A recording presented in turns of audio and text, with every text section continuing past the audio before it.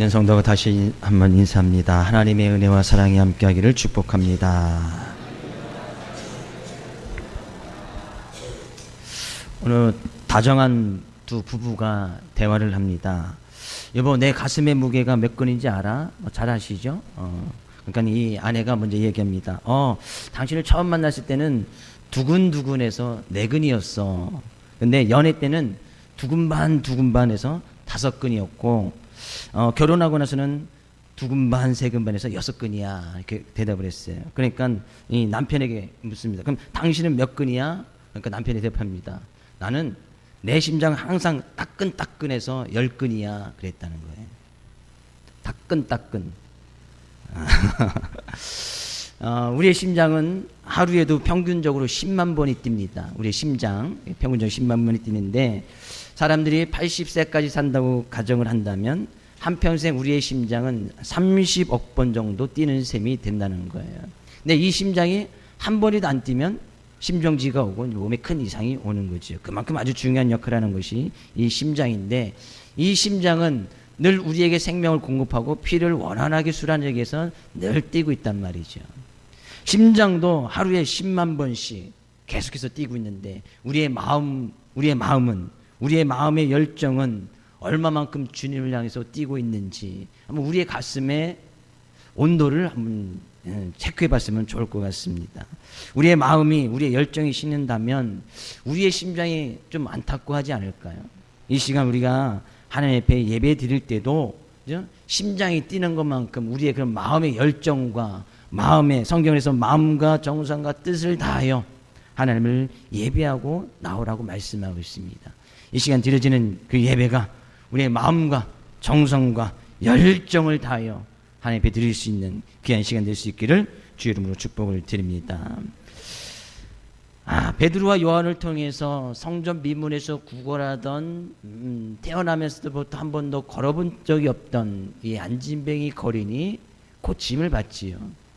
그 고침을 받고 베드로가 거기에 많이 모여있는 사람들 앞에서 이제 복음을 증거하는 거예요. 근데 베드로와 요한이 복음을 증거했을 때 어떤 일이 일어났냐면 1절 말씀 가서 볼까요? 1절.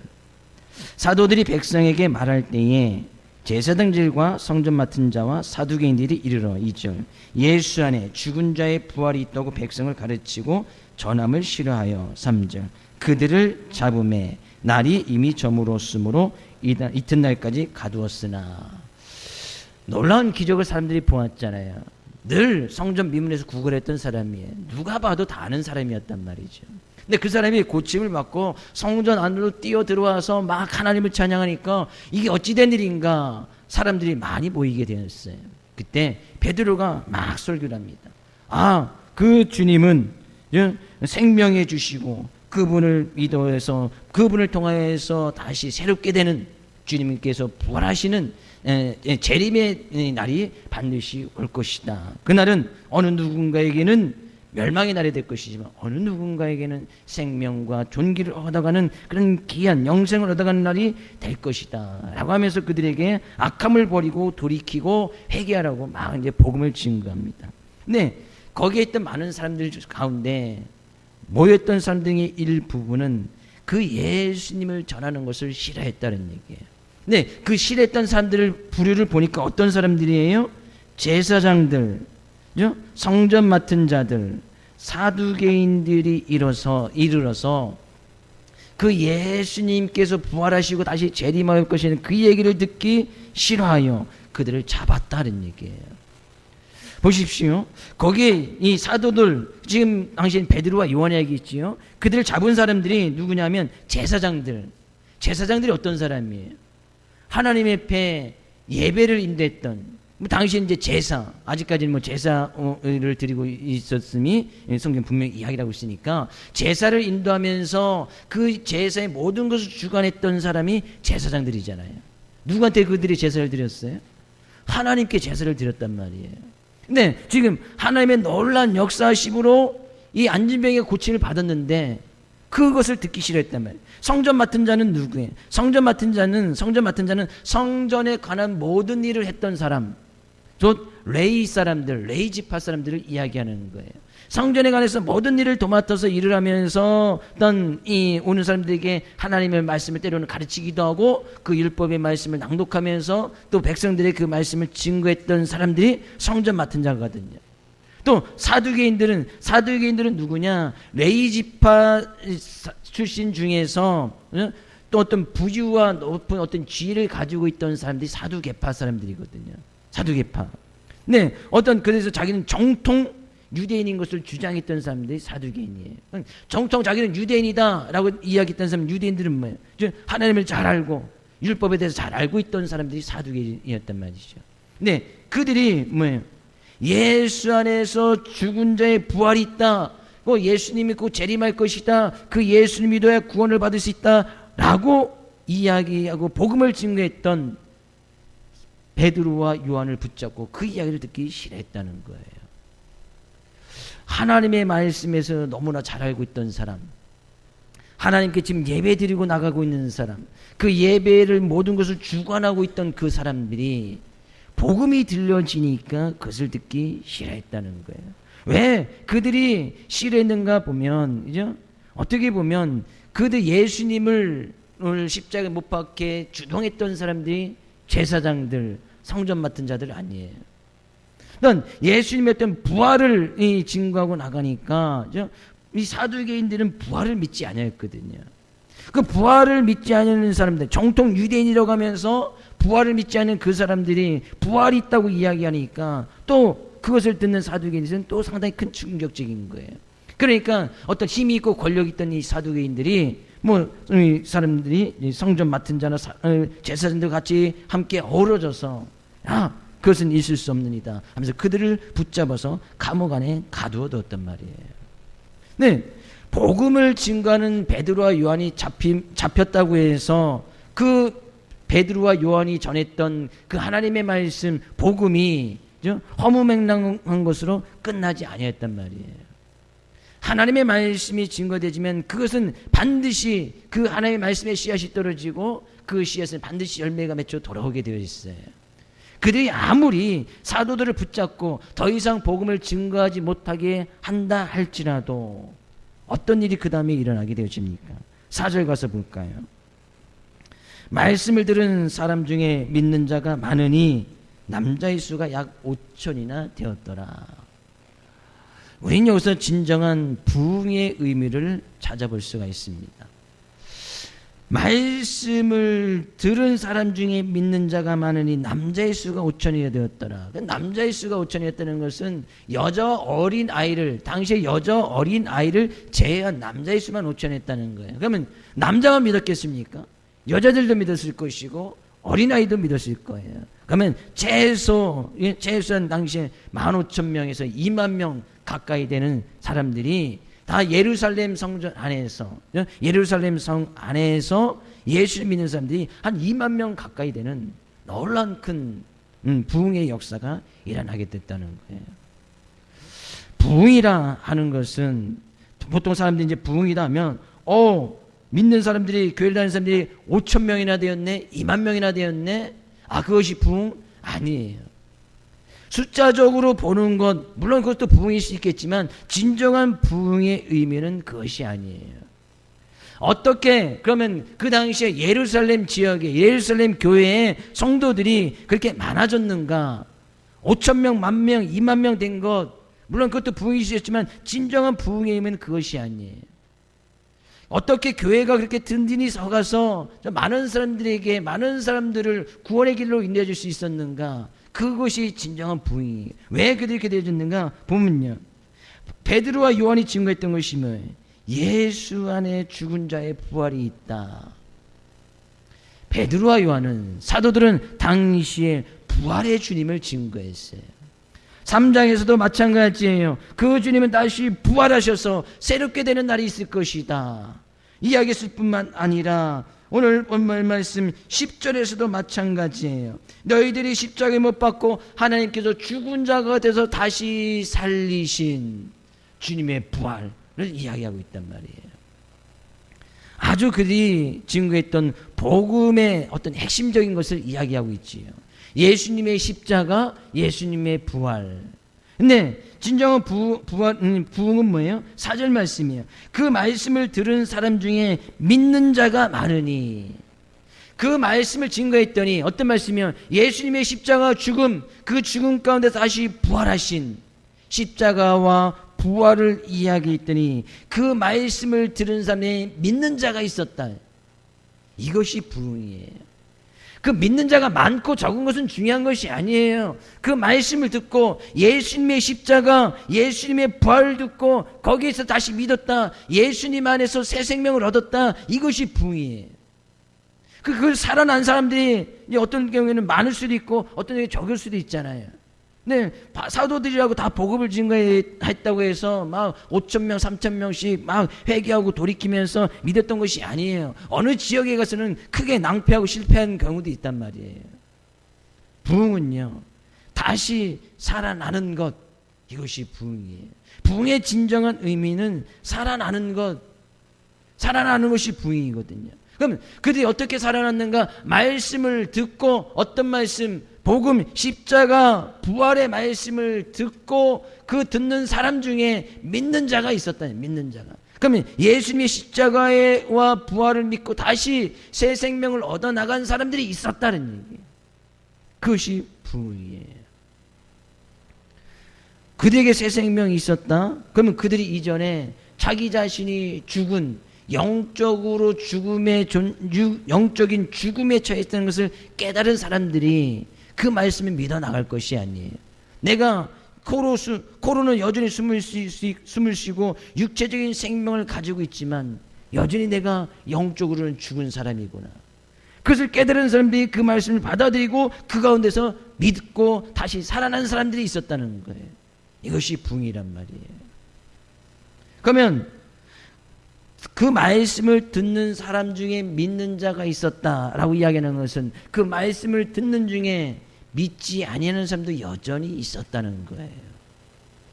말씀을 들은 사람도 있었고 말씀을 듣지 아니하는 사람도 있었고 말씀을 듣는 사람 중에도 그것을 참된 진리의 말씀을 받아들여 자기 자신이 영적으로 죽어 있고 온전히 생명의 주 되신 예수님을 믿어야 구원이 있고 예수님 안에서 다시 살 수 있다를 믿고 그 예수님을 받아들이는 사람들은 또 극히 일부였다는 거예요. 저는 오늘 이 시간 우리의 영적인 모습, 영적인 존재의 모습을 다시 한번 돌아보아서 영적인 생명이 죽어 있다면 그 영적인 생명을 회복해야 될 것이 아니겠습니까? 지난주에도 말씀드린 말씀이 있잖아요. 우리는 영적인 존재, 영적인 생명이 있는 존재였단 말이죠. 근데 죄로 인해서 영적인 생명이 없어졌단 말이죠. 여전히 코로는 육체적인 힘을 쉬고 있지만 예수님이었으면 그 사람은 생명이 없는 자다. 생명이 없는 자. 그러면 생명이 없다는 것은 영적으로 죽어 있다는 이야기거든요. 거기에 있던 많은 사람들 5,000명이나 믿고 돌아왔으니까 그 베드로와 사도리가 복음을 증거할 때는 수천 명 아니 그 이상의 사람들이 수만 명의 사람들이 거기에 모여 있었을 거란 말이죠. 그때 예수님의 십자가 부활 증감으로 해서 그 이야기를 듣고 그 당시에 많은 사람들은 예수님의 십자가를 죽음당했던 것을 많은 사람들이 목격하고 있었을 거예요. 사도들뿐만이 아니라 거기에 모여있는 많은 사람들이 예수님의 십자가를 다 목격했던 사람들이란 말이죠. 왜? 그 사건이 일어난지 얼마 지나지 아니었기 때문이죠. 그러니까 그분이 진정한 주님이시고 그분만이 진정 우리에게 영적인 생명을 주시는 분이라는 것을 믿고 깨달은 사람들이 모여서 예수 안에서 참된 생명을 얻어나갔다는 얘기예요. 그것이 바로 부흥인 거예요. 부흥은요, 내 자신이 육체적인 생명이 아닌 영적인 생명이 있다는 것을 깨닫고 영적인 생명이 때로는 병들어 있고 또 어느 누군가는 그 영적인 생명이 없는 것을 깨달아서 주님 나에게도 그 생명을 주십시오. 내가 죽어 있었습니다. 나를 살려주십시오. 라고 나가는 것이 바로 부흥이란 말이에요. 주의 이름으로 축복을 드립니다. 오늘 이 시간 부흥할 수 있기를 주의 이름으로 축복을 드립니다. 영적인 생명이 없는 자들에게는 행여나 그 영적인 생명이 있는 예수 그리스도를 받아들이고 그 예수 그리스도를 믿음으로 말미암아 그 영적인 생명이 다시 회복되어지는 부흥의 역사가 있기를 원하고 행여나 영적으로 병들어 있고 피곤하고 있다면 다시 예수님 안에서 참된 생명을 회복할 수 있기를 주의 이름으로 축복을 드립니다. 우리는 예수 안에서만 진정한 부흥이 일어날 수 있는 거예요. 평안하여 든든히 서가는 교회, 이 부흥의 역사가 날마다 일어나야 평안하여 든든히 서갈 수 있는 거예요. 숫자가 많고 적은 것은 그 다음 문제인 거예요. 내 자신이 먼저 부흥이 일어나야, 내 자신이 먼저 살아야 다른 사람도 살릴 수 있는 거 아니겠습니까? 내 자신이 살아계신 주님을 맞이해서 영적인 생명이 회복되어져야 다른 병들어 있는 사람들에게도 회복하라고 말을 증거할 수 있게 되어지는 거예요. 그래서 우리는 부흥해야 되는 거예요. 부흥해야 되는 거예요. 우리 옆에 있는 성도에게 우리 부흥합시다. 다른 편에 계신 성님들에게 우리 부흥을 위해서 기도합시다. 예.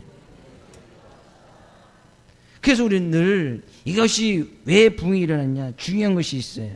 말씀을 듣는 중에 말씀을 먼저 잘 들어야 되는 거예요. 어떤 말씀이요? 예수님의 십자가 부활, 그죠? 예수님의 십자가 부활, 복음의 말씀을 잘 들어야 돼요. 저는 항상 설교의 결론이 항상 예수로 끝나잖아요. 항상 설교의 결론이 예수로 끝나죠. 늘 예수에 대해서 예수에 대해서 항상 이야기를 합니다. 결론은 다 예수로 끝이 나게 되어 있어요. 예수에 대해서 항상 이야기를 할 때 어느 누군가는 그 예수를 잘 받아들이고 그 예수 안에서 참된 생명을 얻어가지만, 여전히 어떤 사람들에게는 그 예수에 대해서 이야기했지만 듣지 아니하는 사람도 있단 말이죠. 이 시간 눈을 감고 있으면 예수에 대해서 들을 수가 없어요. 그죠? 마음이 딴 데가 있으면 예수에 대해서 아무리 제가 여기에서 목소리 터져라 외친다 할지라도 들리지 않아요. 생각이 콩밭에 가 있으면 여전히 예수에 대해서 이야기해도 들리지 않는 거예요. 그래서 제가 서두에 예화처럼 말씀드린 것이, 우리의 심장은 계속해서 뛰고 있는데 우리의 열정과 마음이 식어져 있으면 그 예수에 대해서 아무리 제가 이야기해도 들리지 않는다니까요. 온 마음과 정성과 뜻을 다해서 말씀이 들려지는 중에 예수를 받아들이고 회복되어지고 부흥되어질 수 있기를 주의 이름으로 축복을 드립니다. 사도들 베드로와 요한이 잡혔어요. 저녁 때 잡히니까 어떤 회의를 열 수 없어서 그들 감옥에 가둡니다. 그 이튿날 어떤 일이 일어났냐면 6절 말씀 5절 6절 말씀 가서 볼까요? 이튿날 관리들과 장로들과 서기관들이 예루살렘에 모였는데 대제사장 안나스와 가야바와 요한과 알렉산더와 및 대제사장의 문중이 다 참여하여, 여기에 모였던 사람들 다 보면 그 당시에 예루살렘의 어떤 최고의 어떤 의사 결정할 수 있는 기관, 당시 이제 사내들인 공회라고 이야기하는데, 당시에 우리 시로 따지면 시의회 의원들이 다 모인 거예요. 그러니까 당시에 예루살렘의 어떤 의사 결정을 할 수 있는 최고의 어떤 결정 기관에 이 기관에 위치했던 사람들이 다 모였단 말이에요. 대제사장들, 제사장들, 장로들, 서기관들, 그 사람들이 모여서 어떤 그 예루살렘에 있을 때 중대한 결정을 할 때 그들이 모여서 결정했거든요. 그 당시 그것을 사내들인 공회라고 이야기합니다. 그 사람들이 다 모인 거예요. 모여서 베드로에게 이야기를 합니다. 사도들에게 이야기하는 거예요. 뭐라고요? 7절. 사도들을 가운데 세우고 묻되 너희가 무슨 권세와 누구의 이름으로 이 일을 행하였느냐. 지금 태어나면서부터 한 번도 걸어보지 못했던 안진뱅이 거린이, 그 사람이 고침받는 것은 중요하지 않아요. 이 사내들인 공회의 사람들이 모여서 이야기하는 것을 보면 그 사람이 지금 일어나서 한 번도 걷지 못한 사람이 막 일어나서 하나님을 찬양하고, 그것은 그들에게 안중이 없는 거예요. 너희들이 무슨 권세로 누구의 이름으로 그것을 행했느냐. 그들의 관심은 지금 이 사람이 하나님을 높이고 하나님을 찬양하고 한 번도 걷지 못했던 사람들이, 많은 사람들이 증인이 되어서 그 사람들이 지금 걷고 지금 하나님을 찬양하고 있는데 그것은 그들의 안중이 없는 거예요. 그들이 생각하는 것은 오로지 이 사도들을 향해서 흠을 잡으려고 하는, 너희들이 무슨 권세를 있느냐? 쉽게 말하면 너희들이 무슨 면허가 있느냐? 그런 이야기. 너희들이 의사 면허가 있느냐? 지금 말로 따지면 지금 그런 거예요. 어떤 자격증이 없이, 면허 없이 너희들이 어떻게 그런 의술을 행했느냐? 그런 이야기예요. 너희들에게 어떤 그런 권세를 누가, 예루살렘 성 안에서 누가 그런 권세를 너희에게 부여해 주었느냐? 왜? 사내들인 공회에서 그런 결정을 그 사도들에게 허가한 적이 없거든요. 너희들이 무슨 권세로 그랬느냐? 누구의 이름으로 그랬느냐? 지금 저기 모인 사람들을 보십시오. 사내들인 공회에 모인 사람들, 장로들, 대제사장들, 서기관들, 앞에서와 똑같이 하나님을 예비하고 하나님에 대해 잘 알고 있던 사람들이잖아요. 근데 하나님을 잘 알고 있던 사람들이란 말이죠. 제사와 예배를 다 주가면서 나갔던 사람들. 근데 그들이 뻔히 사도들이 예수의 이름으로 예수님을 증거하면서 예수의 이름으로 말미암아 그 사람이 고침을 나았던 것을 그들이 보았음에도 불구하고 그 예수에 대해서 증거되는 것이 싫은 거예요. 왜? 자기 자신들이 예수님에 대해서 십자가에 못 박혀 어떤 주된 역할을 했던 사람들이, 주동적인 역할을 했던 사람들이 거기에 모여있던 사람들이거든요. 그러니까 누구의 이름으로 그것을 했느냐? 그래서 사도들이 만약에 우리가 예수의 이름으로 이야기를 한다면 그들은 지금 하나님의 이름을 모독한다는, 신선 모독죄를 가지고 걸고 넘어질 것이고, 또 하나님의 이름으로 이야기한다면 하나님의 이름을 망령되이 이끌었다, 나는 그런 제목을 걸어서 어떤 이름을 이야기하든지 그들을 정죄하고 비판하려고 그들이 모여서 지금 사도들에게 질문을 하고 있는 거예요. 어떤 이름도 이야기할 수 없어요. 하나님의 이름? 그럼 하나님의 이름을 망령되이 이끄는 거, 하나님의 이름을 막 자기 입으로 들먹였단 말이죠. 또 예수의 이름 하면 이건 신성모독죄에 또 걸리는 거예요. 지금으로 말하면 뭐 어떤 이단이나 사이비 종교에 빠져버려서 이단식 취급해버릴 수 있었단 말이죠. 왜? 당신은 교회가 지금 막 이제 시작되어지기는 그런 시점이었고, 사도들이 그 예수에 대해서 복음을 이제 증거하기 막 시작하는 그런 단계였단 말이에요. 다 하나님께 예배드리고 하나님께 제사를 드리고 있는 그런 시기에 예수의 이름을 증거하고 예수님이 구세 주시고 예수님께서 죽으셨다가 다시 부활하셨고 다시 재림하실 것이다. 아주 충격적인 메시지거든요. 그러니까 그들이 사내들인 공회에서 그들을 이단으로 딱 취급해버리면 이단이 되어버리는 거예요. 그렇게 그들을 신문하고 질문합니다. 근데 놀라운 것은 뭐예요? 8절. 이에 베드로가 성령이 충만하여 이르되 백성들의 관리들과 장로들아, 9절. 만일 병자에게 행한 착한 일에 대하여 이 사람이 어떻게 구원을 받았냐고 오늘 우리에게 질문한다면, 너희들이 왜 이 사람이 구원을 받았느냐라고 우리에게 질문한다면 나는 이렇게 대답할 수밖에 없다 라고 이야기하는 것이 뭐예요? 10절. 너희와 모든 이스라엘 백성들은 알아. 너희가 십자가에 못 박고 하나님이 죽은 자 가운데서 다시 살리신 나사렛 예수 그리스도의 이름으로 이 사람이 건강하게 되어 너희 앞에 섰느니라. 사도가 베드로가 성령이 충만하여 그 가운데서 분명히 알아라. 너희들이 십자가에 못 박힌 이 예수, 그분이 다시 살아나셨고 그분의 이름으로 이 병자가 건강하게 되어져서 너희 앞에 서 있다 라고 이야기하는 거예요. 여기서도 베드로가 중대한 복음의 진리를 이야기하고 있지요.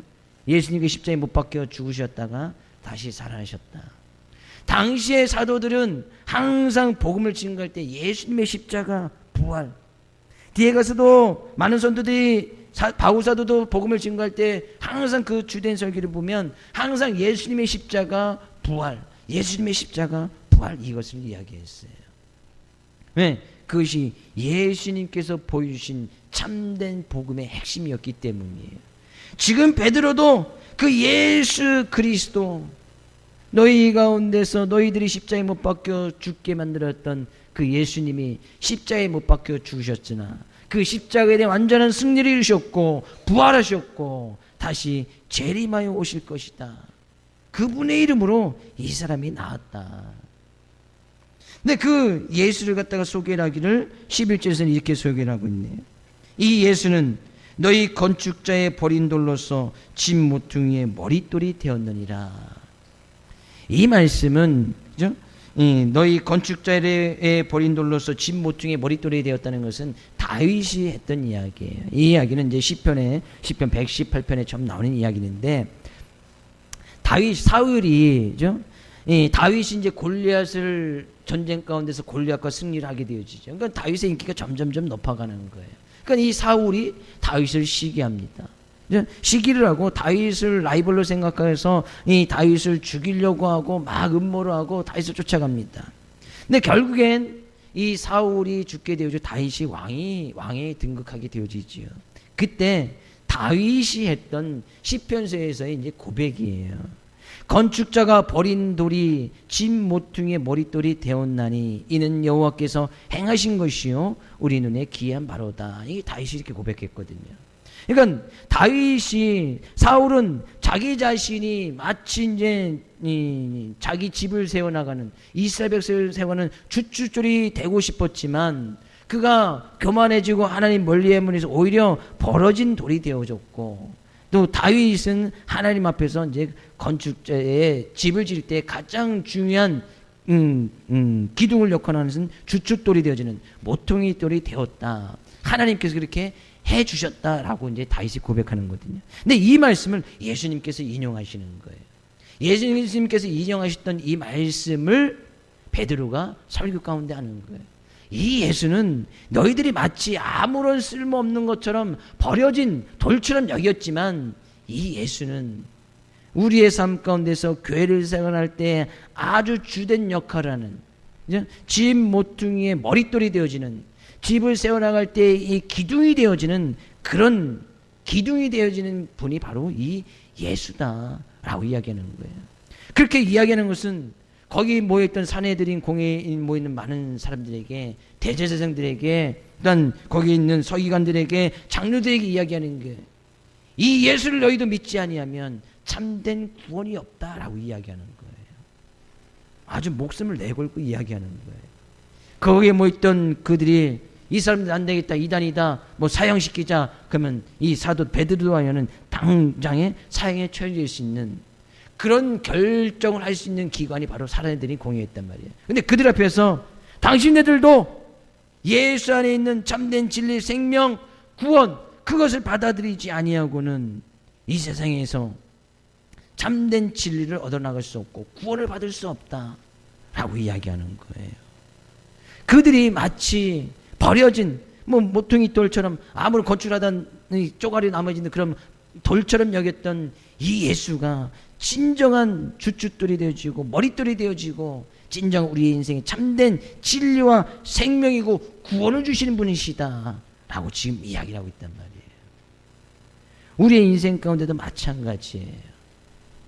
예수를 아무것도 아닌 것처럼, 사람들은 일반 이 예수에 대해서 이야기를 하고 예수님의 십자가 부활을 이야기하면 건축자의 그냥 버린 돌, 건축하다 그냥 쪼가리 나머진 것처럼, 다른 종교와 마찬가지인 것처럼, 다른 종교에도 구원이 있고 너희들 믿는 것에도 구원이 있고, 예수에 대해서 복음을 증거하면 그 복음이 마치 그냥 아무것도 아닌 것처럼, 단순히 그냥 어떤 철학 사상이나 삶의 어떤 윤리를 좋게 하는 윤리적인 모습이나 다른 어떤 철학으로도 이렇게 이해하는 사람들이 많이 있습니다. 우리가 믿는 예수, 그 예수님에서 이해되어진 이 십자가의 부활, 십자가와 부활, 재림이 주는 그런 것이 아니라는 거예요. 일반 사람들이 생각하는 그런 사상이나 철학, 다른 사람들이 생각하는 그런 종교가 아니라는 거예요. 이 예수 안에는, 우리가 믿는 이 예수 안에는 참된 진리가 있습니다. 이 예수 안에는 참된 생명이 있고 이 예수 안에는 참된 구원이 있다는 얘기예요. 그래서 우리는 이 예수를 우리 인생의 주춧돌, 마치 뭐 다른 것과 같은 것처럼 그냥 버린 돌로처럼 많은 것 중에 하나로 여길 것이 아니라 이 예수가 우리의 인생의 참된 인생의 중심에 와 있어야 된다는 거예요. 이것이 바로 부흥이에요. 다른 여러 가지 것 중에 하나로 여겨졌던 이 예수를, 이 복음을 내 인생의 최고의 자리로 옮겨 놓는 것, 이것이 회개고 이것이 진정한 부흥이다는 얘기예요. 거기에 있던 많은 사람들이 그냥 버린 돌로처럼 여겼던 이 예수를 자기 인생의 주춧돌로 받아들였단 말이에요. 이 예수를 우리 인생의 주춧돌로 삼고 있느냐?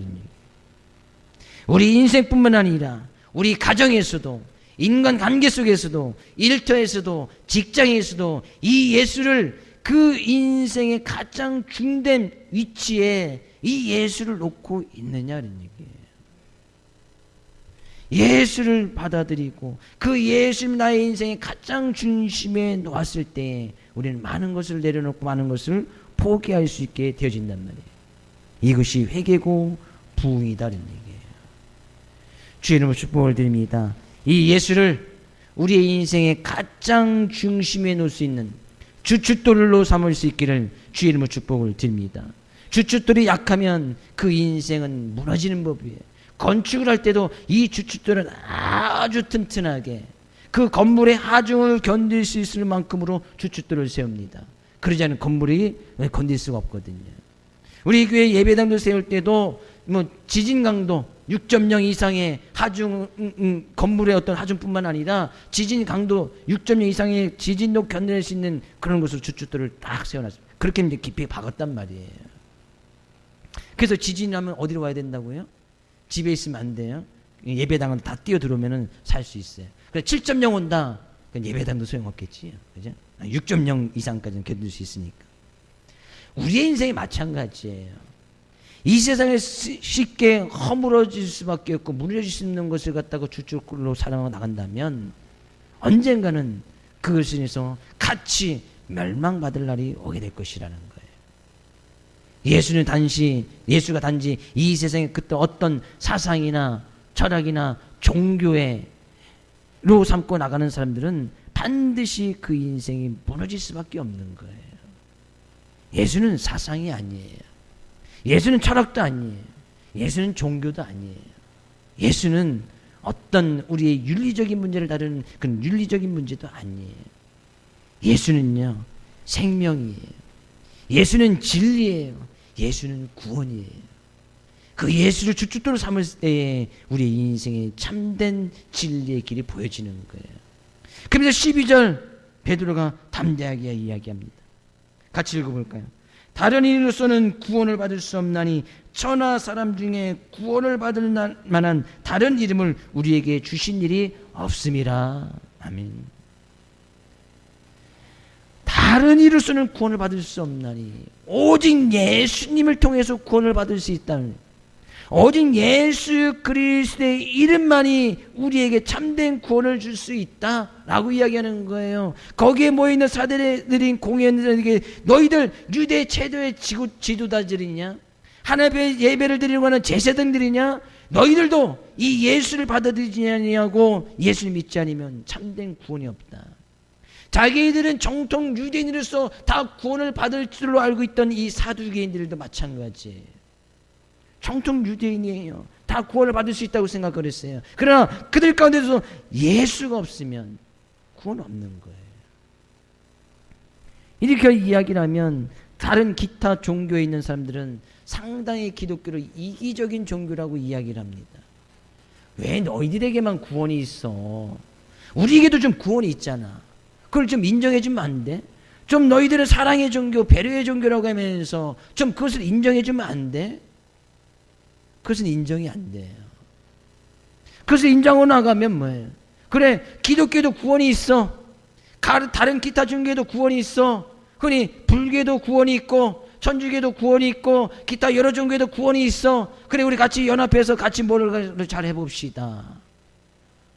그렇게 하면서 정신 나간 간혹 정신 나간 목회자들도 간혹 있더라고요. 그래, 우리도 구원이 있으니까 너희도 구원이 있다고 인정해 줄게. 같이 연합해서 뭔가 잘 해봅시다 라고 하는 교회의 목회자들이 가끔 있어요. 정신 나갔죠. 오직 구원은 예수 그리스도밖에 없어요. 기타 종교들 너희들 이기적인 종교야 라고 이야기해도 할 수 없어요. 그것은 하나님의 말씀이니까. 너희들에 대한 구원이 있어. 그래, 우리에게 하면 구원이 있어. 예수님만 믿어야 구원을 받을 수 있어. 맞아, 예수님 믿어야만 구원 받을 수 있어. 다른 것은 구원이 없어요. 구원을 받는다고 이야기하는 종교도 없잖아요. 잘 보면요, 다른 기타 종교들의 이야기를 우리가 들을 필요 없겠지만 그들이 주장하는 것을 잘 보면 예수님을 이야기하지 않거든요. 예수님에 대해서 구원이 있다고 이야기하지 않거든요. 확실한 구원, 확실한 생명이 무엇인지 이야기하지 않아요. 죄 문제, 죄를 용서받을 수 있는 것을 갖다 이야기하지 않아요. 단순히 그들은, 대부분의 종교들은 선행을 하고 덕을 많이 쌓고 이 세상에서 상 받을 것을 많이 하면 그 위에 가면 상을 받을 수 있겠지, 구원을 받을 수 있겠지. 참된 기준이 없잖아요. 그럼 이 세상에 선행을 몇 번 해야 되는 거예요? 얼마만큼 많이 해야 되는 거예요? 기부를 얼마만큼 많이 해야 되는 거예요? 한 1억 원씩 해야 되는 거예요? 10억 원씩 해야 되는 거예요? 어떤 기준이 없어요. 선행에 그럼 선행을 몇 번 해야 되는 거예요? 한 100번쯤 하면 돼요? 200번 하면 돼요? 300번 하면 돼요? 어떤 그런 기준도 없는 거예요. 그럼 정확한 구원의 기준이 없지요. 그냥 선행을 하면, 착하게 살면. 세상에 안 착한 사람이 어디 있습니까? 다 착하지요. 간혹 안 착한 사람도 있지만, 간혹 그냥 안에 있는 것을 뭐 이겨내지 못해서 막 화를 내고 버럭버럭한 사람도 있지만, 세상에 안 착한 사람이 어디 있어요? 다 착한 부분들이 있단 말이에요. 그 사람의 인격이나 삶의 모습이 다 착하다는 것이 아니라 착한 부분은 다 있어요. 그 착함으로 구원을 받을 수 있다고요? 그럴 수 없는 거예요. 어떻게 구원을 받을 수 있어요?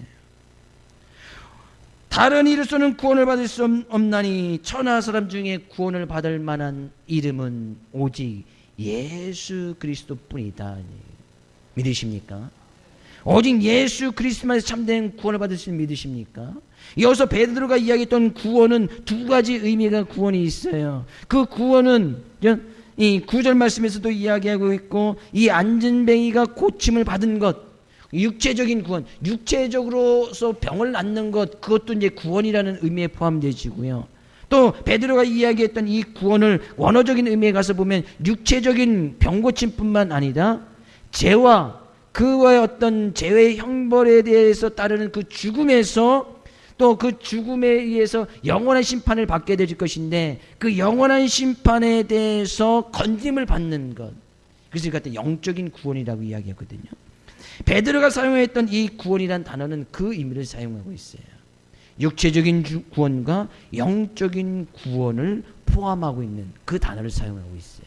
그러니까 예수 안에서 참된 생명이 있고 예수 안에서 참된 구원이 있음을 이야기하고 있는 거예요. 사람이 육체적으로 병들었다는 것은 육체적인 생명이 병들었다는 것이 아니에요. 또한 또 사람이 죄의 싹은 사망이기 때문에 죄로부터 구원을 받는다는 것은 사망으로부터 구원을 받는다는 거예요. 결국엔 이 구원이라는 것은 육체적인 생명 가운데서도 바른 생명, 참된 생명을 회복하는 것이고, 또한 죄의 싹스를 말미암아 죽을 수밖에 없는 그 생명 가운데서도 참된 생명, 바른 생명을 가져야 참된 진리, 참된 생명이 바로 회복될 수 있다는 것이거든요. 근데 그것은, 그 참된 생명은 오직 예수 그리스도 안에 있다. 예수 그리스도 안에. 예수 그리스도 안에 있어야 육체적인 문제, 예수 그리스도 안에 있어야 영적인 문제가 다 해결받는다 그런 얘기예요. 오직 그 예수 안에서만 가능한 거예요. 주의 이름으로 축복을 드립니다. 그 예수님만, 그 예수 그리스도의 이름만 믿고 나갈 수 있기를 주의 이름으로 축복을 드립니다. 그래서 이 세상에 오직 구원받을 만한 이름은 예수밖에 없는 거예요. 예수. 우리 옆에 있는 성도에게 인사합니다. 오직 우리 예수님만 믿읍시다. 예수님 안에서 참된 부흥을 우리 체험합시다. 이야기해 주세요. 그것이 부흥이에요. 예수 안에서 내가 살아나고 예수님만을 통해서 구원을 받을 수 있다고 믿고 나가는 것, 그것이 바로 부흥이에요. 그것이 다시 살아나는 거예요. 오직 예수밖에 없어요. 다른 이름은 없습니다. 이 땅에 우리가 구원받을 수 있는 이름은 오직 예수밖에 없어요. 그 예수님을 우리가 믿고 나가고 있다는 거 정말 크신 하나님의 은혜예요. 그 예수님 때문에 내가 다시 살아날 수 있다는 것, 그보다 더 큰 은혜는 없는 거예요. 그런 은혜를 허락해 주신 하나님의 이름을 높이기를 원하고, 한 주간의 삶의 모습 가운데서도 오직 예수, 다른 기타 종교사님이 뭐라고 하든 그것은 하나님께서 하실 일이고, 오직 우리에게 구원받을 만한 이름은 예수밖에 없으니 예수 안에서 참된 회복과 참된 부흥과 그 예수님으로 말미암아 부어지는 놀라운 은혜를 경험해 나갈 수 있는 귀한 한 주간 될 수 있기를 주 이름으로 축복을 드립니다.